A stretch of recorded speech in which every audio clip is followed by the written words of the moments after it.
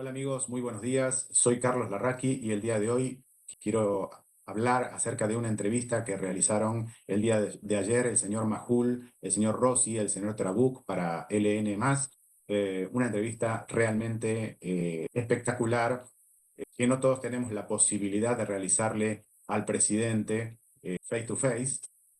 Creo que la entrevista fue, más que una entrevista, fue una clase magistral que dio el presidente respondiendo a la carta de la expresidenta Cristina Fernández de Kirchner y que más que a ella se la extiende a todos aquellos asesores, aquellos economistas que siguen una línea muy, muy diferente a la del presidente y que sostienen de que la inflación, que no es una causa monetaria, sino que tiene que ver con falta de dólares. Entonces vamos a escucharlo al presidente, que es más importante que lo que estoy diciendo yo, y vamos a ver qué es lo que tiene para decirnos y cada quien saque sus propias conclusiones. Muchísimas gracias. Vamos al video.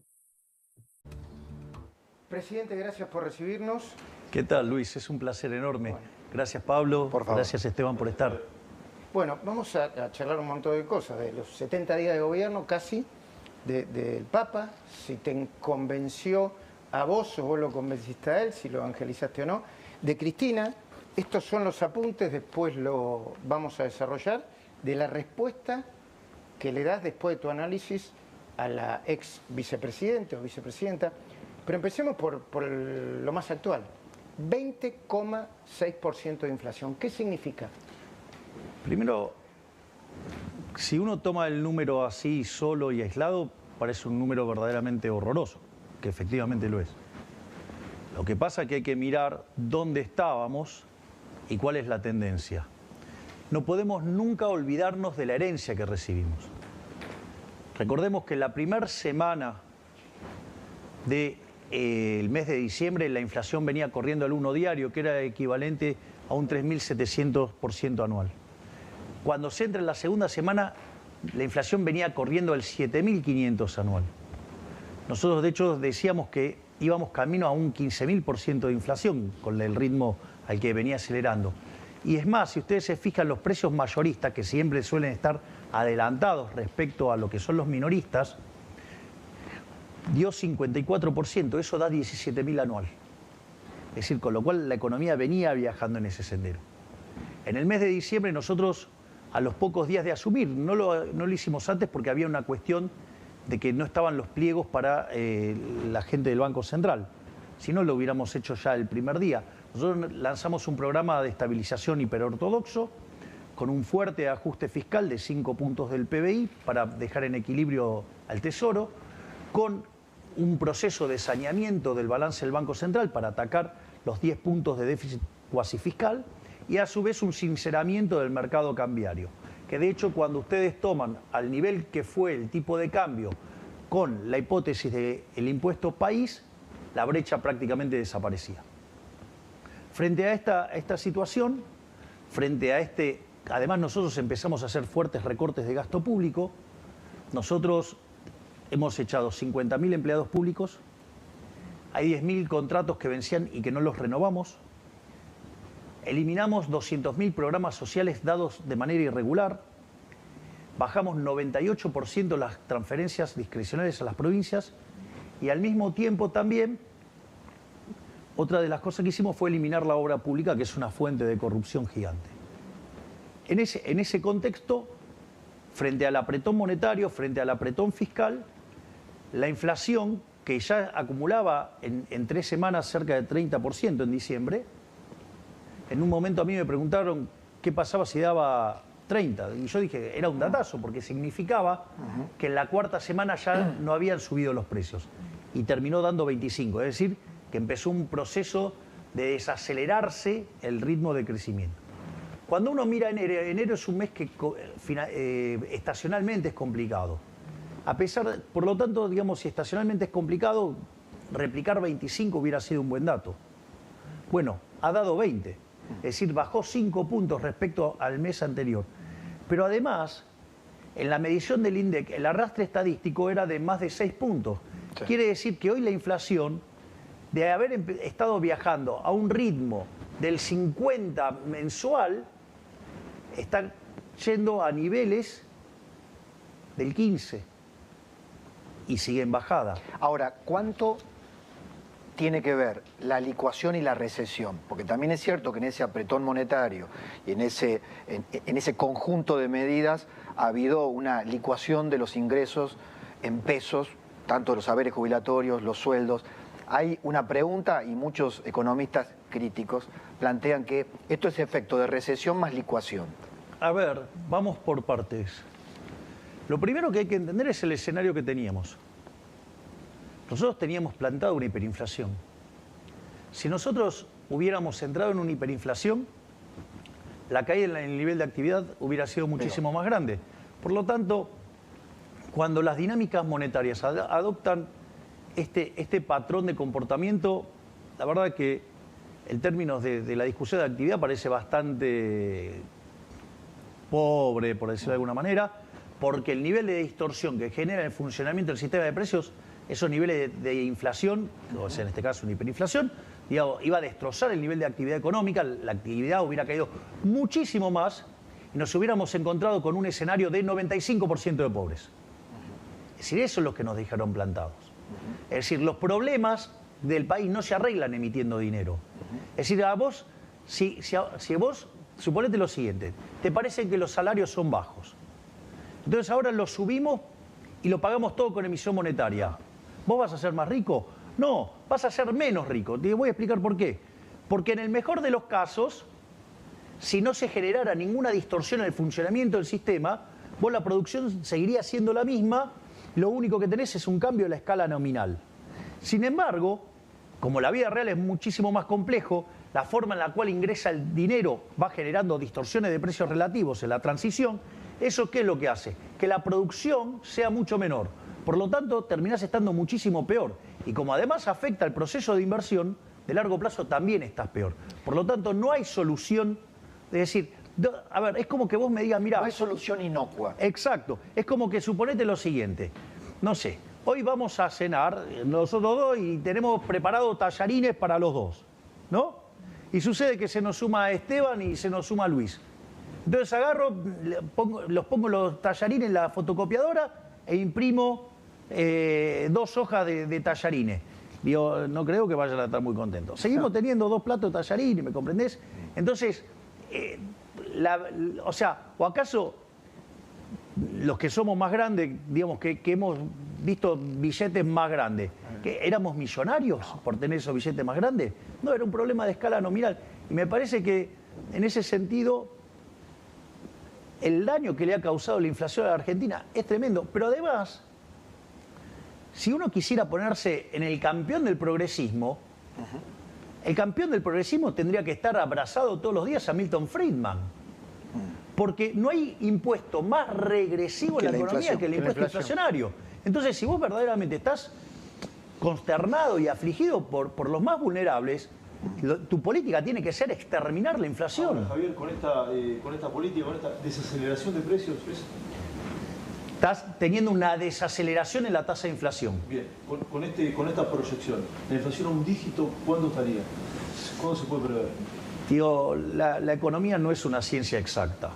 Es decir, que usemos matemática no le da crédito para considerarse una ciencia exacta. Eso ya lo demuestra la historia argentina y los economistas que han fallado.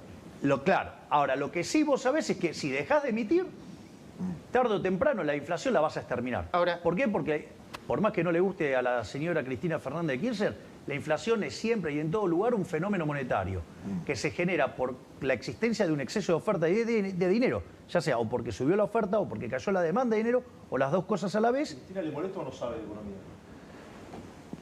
Mirá, yo leí el documento que ella envió. es este, por las dudas.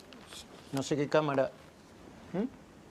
Es decir, Este Sí. amarillo es el tuyo, ¿no? sí, todo, con las subrayadas, resaltado. todo, sí, los comentarios sí es el mío. Y los comentarios estos son tuyos. Sí, después agarré y modelé lo que ella dice. Ajá. Entonces, El hombre de paja, Cristina Kirchner. sí, bueno, digamos, eso como Modelo de titulé Cristina, debe algunas ser. cosas, exacto. Pero desde mi punto de vista ese modelo es incorrecto. Claro, y ese modelo es la base de la decadencia argentina. Es decir, para Para Cristina y para el kirchnerismo lo que genera la inflación es la falta de dólares. Y eso es verdaderamente de una precariedad conceptual grosera que la podría haber entendido en la década del 60, hoy ya no. Porque ella dice que en realidad el problema, ¿sí?, surge en que cuando vos devaluás hay inflación. Entonces, y el problema es que vos devaluás porque tenés un problema de restricción externa. Entonces, el financiamiento que vos necesitás de la cuenta corriente, digamos, no lo podés conseguir en el mercado y eso hace que vos devalúes y cuando vos devaluás eso genera inflación. O te endeudes. Digo, porque ahora es un paso atrás. Y el déficit de cuenta corriente puede derivarse de dos cosas, según la posición de ella. Una es porque justamente estás muy endeudado. Como vos estás muy endeudado, vos tenés una carga financiera muy alta, eso te genera el déficit de cuenta corriente, como no conseguís el financiamiento, restricción externa, entonces eso conduce a una devaluación y la devaluación conduce a inflación. Ese es básicamente el marco analítico de ella. Entonces lo que dice es, si vos aumentás las exportaciones, entonces ahora tenés dólares, entonces el problema es menos grave, entonces vos devaluás menos, entonces se acaba el problema. La verdad que ese marco analítico está mal.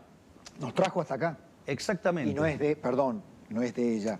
A ella hay una, digamos, una fila de economistas que piensan de esa manera. Por eso hay varias cosas que están mal ahí. Si ustedes quieren, yo se los explico las cosas que están mal. Por favor. Por ejemplo, ella habla de la restricción externa. La restricción externa es el efecto de suponer un mundo donde solo ajustan las cantidades y no los precios. Es decir, con tipo de cambio flexible no existe la restricción externa. Porque ¿cómo vendría a ser el problema de la restricción externa? Vos estimulás la demanda, ese estímulo de la demanda genera mayor demanda de importaciones, se te deterioran las cuentas externas, cuando se genera un determinado déficit de cuenta corriente, tenés un problema de faltante de dólares, entonces la restricción externa hace que vos no puedas seguir expandiendo. Pero eso es porque vos estás asumiendo que no hay, que los precios no varían. Ahora, si vos los precios son... Perdón. Si los precios son libres, lo que vos tenés es que el tipo de cambio se va a ir acomodando a la oferta y la demanda.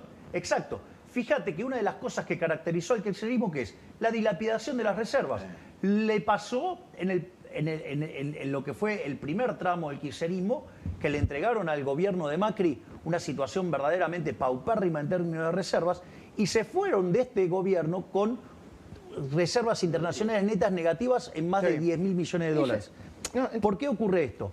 Porque frente a esa situación que estimulan la demanda, controlando el tipo de cambio y emitiendo dinero para financiar esa inyección de demanda, a vos te empiezan a caer las reservas. Entonces, cuando te aparece la caída de las reservas, ¿cómo lo resuelven? En lugar de tocar el tipo de cambio, ¿qué hacen? Meten cepa. Bien, esto es muy interesante. Bueno, esta es la respuesta correcta. Entonces, cada vez que tienen problemas, que cada vez les falta más reservas, en lugar de modificar el tipo de cambio, ¿qué hacen? Meten más control, ¿sí? Entonces, ¿cuál es el problema? El problema es que cuando vos haces eso, los pesos te quedan atrapados. Y aparece un problema que se llama money overhang, sobrante monetario. Por eso, cuando vos sincerás, una de las cosas que te pasa es que te salta el nivel de precio. ¿Por qué? Porque hay inflación reprimida. Y acá había inflación reprimida por dos cosas. Una, por el sobrante de dinero. Y otra, ¿sí?, porque tenían muchos precios regulados pisados. Ahora, la ex vicepresidenta te dice que no quiere hablar personalmente, pero en un momento te califica de economista showman. ¿Qué te sucede a vos cuando te pasa, cuando...? Nada, es la opinión de ella, está bien. Showman en la rosada, te digo. Bueno, está bien, digamos, o sea, quizás los nuevos tiempos requieren de un poco de show también. Digo, no, a mí eso no me molesta. ¿A vos no te molesta lo personal? Más que eso, y más que contestarle técnicamente, me parece que el mensaje peligroso que siempre envía ella y por lo tanto activa a todos los suyos, es que si los gobiernos no le dan al pueblo lo que el pueblo necesita, por ejemplo, subsidios, digamos, una ayuda a los jubilados ahora, esos gobiernos no duran. O sea, han puesto nuevamente el club del helicóptero. Eso es el sustrato, al menos mi lectura, de la carta de Cristina. Bueno, A ver, digo, de vuelta, vamos por partes. En lo político, desde lo político lo pregunto. Yo digo, voy a plantear las cuestiones en distintos planos. Hay una frase de Thomas Sowell que es maravilloso. Dice, la primera lección de la economía, ¿cuál es? La escasez. No hay de todos para todos. ¿Y cuál es la primera lección de la política?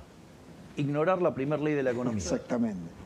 Entonces, cuando uno ve el análisis que hace Cristina, justamente lo que uno ve es que ella ignora, ¿sí?, algunas cuestiones básicas de la economía. Y eso me gustaría que también lo discutamos en algún momento. ¿Qué cuestiones básicas? Por ejemplo, no, porque esto es muy interesante. Ella dice que me acusa a mí de que yo digo que el déficit fiscal genera inflación, lo cual es mentira. Yo nunca dije que el déficit fiscal genera inflación. La emisión monetaria. Lo que genera inflación es la emisión monetaria. Porque vos podés tener déficit fiscal, lo financiás con endeudamiento, no tenés un problema. Como la mayoría, muchísimos países. Exacto. Entonces, por ejemplo, si vos estuvieras en una economía cerrada y vos te estás endeudando, entonces va a subir la tasa de interés y vas a tener un poquito de presión en precio por la caída de la demanda de dinero. Y si estás en una economía abierta, ni siquiera pasa eso. Con lo cual, eso, digamos, es falso lo que dice. Entonces ella arma lo que se llama un nombre de paja y acusa desde ese lado. Ahora, cuando el déficit fiscal es financiado con emisión monetaria y esa emisión monetaria hace que la oferta exceda la demanda, es ahí donde aparece el problema de precio. Parece que eso no se lo explicaron bien. O sea, o no lo entiende, no lo sé.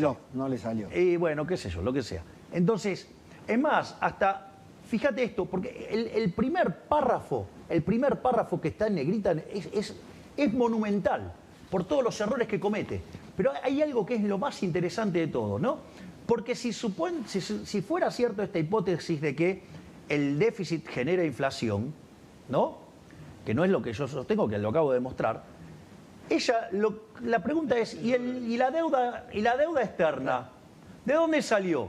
Cristina, la deuda sale del déficit fiscal. Claro, es decir, y es falso que el gobierno de Macri sea el que más se endeudó a la Argentina. El que más se endeudó a la Argentina, básicamente, fue el gobierno de Alberto Fernández. Ahora, porque esto es la discusión política. Perdón, Esteban, ¿eh? Sí. ¿Cuánto puede durar este ajuste?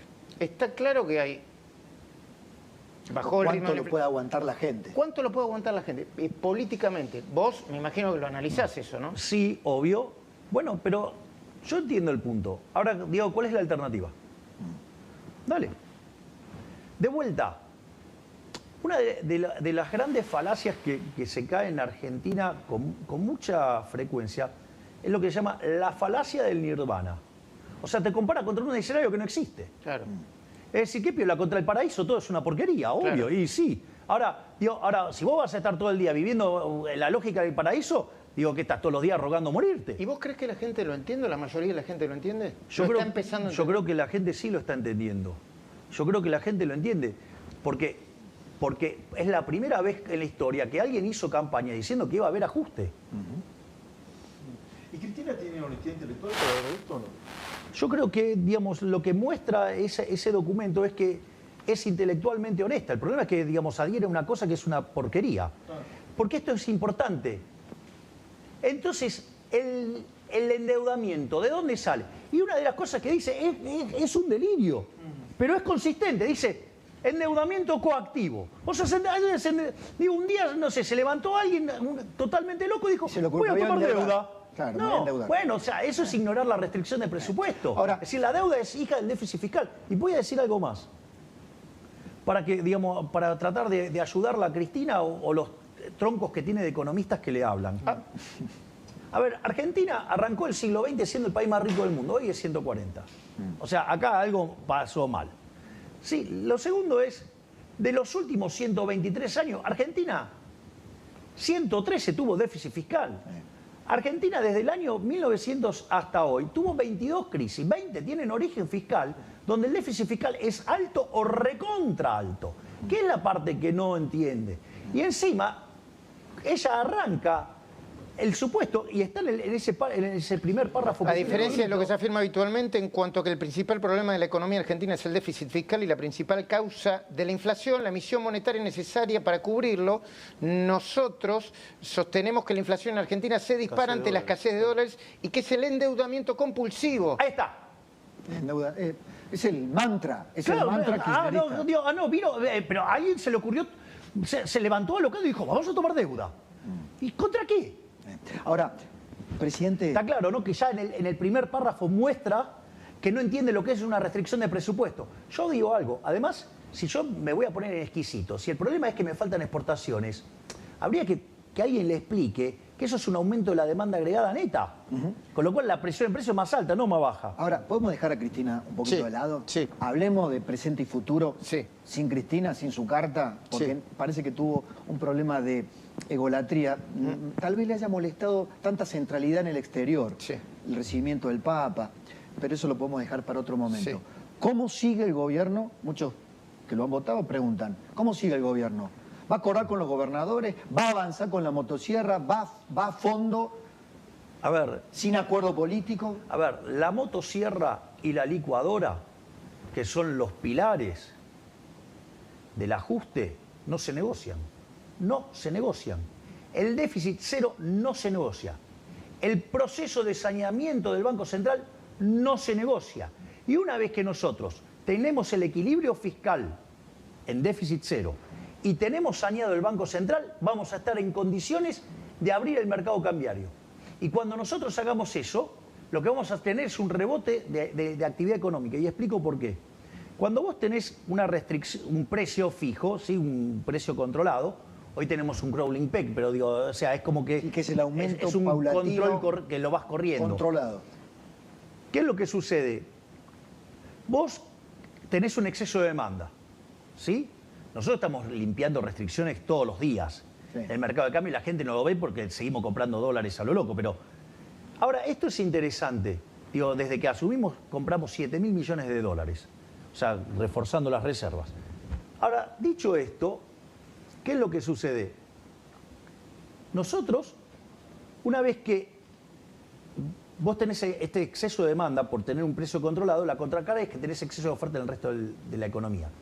Entonces tenés que los precios de los bonos son bajos, por ende es alta la tasa de interés, es alto el riesgo país, te genera un exceso de oferta en el mercado de bienes, eso hace que se te deprima el nivel de actividad. De hecho, el PBI per cápita está 15% por debajo del que teníamos en el 2011. Eso te genera un problema en el mercado de trabajo, que o lo corregís por desempleo o con salarios verdaderamente miserables, donde hoy 1/3 de los trabajadores formales son pobres, ¿sí? Y la contracara es una necesidad de aumento de contención social como consecuencia de este cuadro horrible que tenemos. Y eso genera un círculo vicioso, que es el que, digamos, traía Massa, que nos dejó la inflación, digamos, a un ritmo viajando del 15.000 anual. Dicho esto, cuando vos eliminás el control en el mercado de cambios... ¿Qué variable monetaria está viendo el gobierno para llegar a levantar el cepo? Pará, porque son varias cosas. Una vez que vos eliminás el cepo, lo que sucede es lo siguiente. Ese exceso de demanda desaparece y desaparecen todos los otros excesos de oferta. Entonces, cae la tasa de interés, se expande la actividad económica, se expande el empleo y los salarios reales mejoran y la cantidad de pobres e indigentes cae. Exacto. Entonces, eso lo que va a hacer es que la actividad económica rebote. Y además, como la Argentina es una economía que destruyó capital furiosamente en los últimos 20 años, aún así vos podés crecer igual. Porque es tan poco el nivel de capital, es tan alto el retorno que vas a tener en una economía que está tan deprimida que hasta vas a poder crecer. Eso lo que tiene que ver con la estrategia de la estabilización y cómo salís. Después está lo que nosotros mandamos en el decreto de necesidad de urgencia y la ley de bases, digamos, de reforma del Estado. Exacto. Que son un conjunto de reformas estructurales que tienen 3 elementos centrales. Uno es devolverle libertades individuales a los individuos. Otra tiene que ver con hacer estructuras de mercado más procompetitivas, no proempresas. Procompetitivas, no proempresas. Y terminar con los tongos de la política. Bueno, esto es, digamos, ha sido tremendo, ha sido demoledor. ¿Hay más curro de los que imaginabas? Sí, hay muchos más de los que... Pero bueno, esto es algo que también está bueno señalarlo. Ahora, lo que quiero decir, ese conjunto de reformas, lo que hacía es que Argentina escalara 90 puestos en libertad económica. Es decir, que Argentina se pudiera parecer a un país a Alemania. Es decir, Argentina en 20 años podría parecerse a Alemania. El rechazo lo va a demorar. Claro, entonces, por ejemplo, en lugar de estar creciendo, porque cuando se dan esos procesos de convergencia, vos crecés a tasas muy fuertes. Por ejemplo, podés estar creciendo a tasa del 10% per cápita. Entonces eso quiere decir que vos duplicás el PBI per cápita en 7 años. Bueno, digamos, con estas tasas que vamos a tener como consecuencia de no haber avalado la reforma, tardamos 25 años para duplicar el PBI per cápita. Digo, en términos de pobreza y de nivel Ahora, de bienestar, presidente, ¿vos no es crees menor. que no aceptan eso o no o la ley no pasó? No, ¿Porque son todos chorros? No, o porque no les entienden la interesa. economía? No les interesa. A ver, la evidencia empírica internacional es hipercontundente. Es decir, los países que son más libres son 12 veces y media más ricas que los reprimidos. Tienen 25 veces menos de pobre en el formato estándar, 50 veces menos en el formato extremo. ¿Qué discusión? No hay discusión. Eso está claro. Ahora, hay algo que puedo traer Bueno, esto. pero es que ese es el problema. Eso sí está claro, pero el problema es que esta gente, ¿Quién es? los políticos, pero- no quieren ceder sus privilegios. ¿Sabes qué fue lo? Mirá, la ley tenía 2 objetivos. Era, uno, terminar de ordenar el espectro político. Y otro, es decir, plantear las reformas. Yo te digo una cosa. Ustedes me conocen desde hace muchos años. Desde hace muchos años que yo vengo con la idea de que hay que ordenar el espectro político para que la gente entienda qué vota de un lado y qué vota del otro. ¿De qué lado está cada uno, si vos? Bueno, eso implicaba que muchos delincuentes que se disfrazan de ovejas eran lobos. Hay diputados delincuentes, decís vos. Obvio. Le mienten abiertamente a la gente. Le hablan del cambio, pero como dice Macri, la mía está. No, o sea, entonces, ¿qué es lo que pasa? Lo más maravilloso que pasó con la ley es que cuando la empezaron a desguazar, dejando en evidencia y todos los dedos sucios de quienes estaban sucios. Y las votaciones esas lo que hizo fue mostrar quiénes son los que verdaderamente están a favor de un cambio por las ideas de la libertad y quiénes son los delincuentes que quieren seguir con este sistema de privilegio, ¿sí?, de donde los políticos se enriquecen. Entonces, fue fabuloso. ¿Por qué te crees que la levanto la ley? La levanto justamente por eso, porque logré el objetivo. Frente a tener una ley mala, prefiero no tener una ley. ¿Y los objetivos loables de la ley? ¿Cuándo? Está bien, pero a ver, eso puede esperar. ¿Sabes por qué puede esperar, Pablo? Porque es muy simple. Con esto hay un montón que dejaron los dedos todos sucios. La gente... Frente a la gente. Claro, frente a la gente. Cuando dicen, vos saliste a escracharlo, eso es mentira. ¿O acaso no son públicas las votaciones? ¿Qué? ¿No se pueden hacer cargo de lo que votaron? Es decir, entonces, digo, no, porque esto es interesante. Sí. Porque está bueno que la gente sepa quiénes votaron en contra del cambio, quiénes son los que votaron a favor de los curros, quiénes votaron a favor de los delincuentes. Entonces, cuando después vengan a decir, no, nosotros queremos el cambio, nosotros somos republicanos. No, ustedes son una manga de delincuentes. ¿Y sabes qué es lo más lindo? En el 2025 no van a pasar. ¿Sabés lo que va a hacer? El Congreso del 2025 va a generar la depuración y va a sacar a estos delincuentes. Porque, es más, en el medio de la campaña, nosotros mismos se los vamos a recordar a la gente quiénes son sus enemigos. Porque acá hay algo también importante que la casta política no lo reconoce. La gente detesta y desprecia a los políticos. Los desprecia. Siente asco por los políticos. ¿Y sabes qué mostró esta votación? Que tienen razón. Entonces, cuando vayamos a la próxima elección, todos esos no renuevan más sus bancas.